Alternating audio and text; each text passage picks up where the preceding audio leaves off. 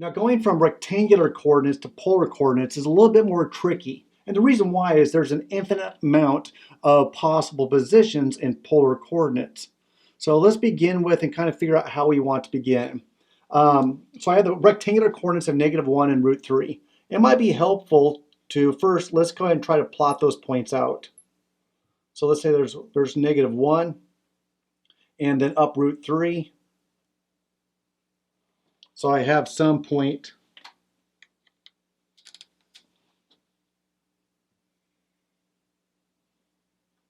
there, and then let's see what's some of the information we can plug in. We're looking for this theta. We don't know. That's an r. This is my value of x. That's my value of y, which is √3. All right, so there's a point right here, -1 √3.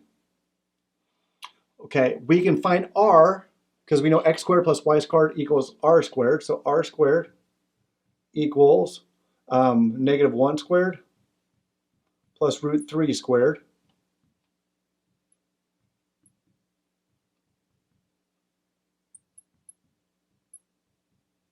So r equals 2. So we're already halfway there. So in polar coordinates, I know my r is a 2. Now to find my theta, I'm going to use my tangent of theta equals y over x. So tangent of theta equals y over x, which is a √3 over a -1, which equals a -√3. Where's my tangent of theta? What angle makes a tangent of √3? And that is pi thirds. We know that this angle is in the second quadrant.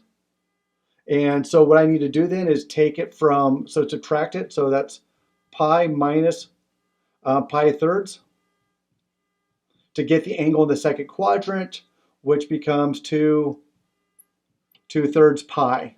So the angle that represents here is the angle 2 pi thirds. And there we have the representation in polar coordinates of the rectangular coordinates -1 and √3. And the polar coordinates are 2 and 2 pi thirds. Process again on that one was to first, step 1, draw a sketch. Step 2, find r. And step 3, use the tangent of theta equals y over x to find theta. Another example, we have xy coordinates or rectangular coordinates of -2 and 0. How do we convert that to polar coordinates? Typically, we like to go ahead and start with a sketch first. And the xy coordinates over at right there. So in polar coordinates, how do we describe that? Well, a lot of this is by observation on this one. So we know that the angle is going to be swept out to right there, and it's 2 units out. So in polar coordinates, my r is 2. And then since I swept out 180 degrees, or just a pi. So almost by observation, we can see that this point -2 and 0 in rectangular coordinates responds to 2 pi in polar coordinates.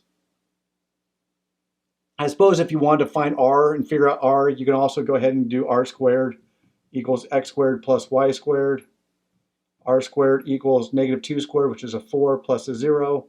R equals 2, and get 2 there as well. So you can also do that by proof.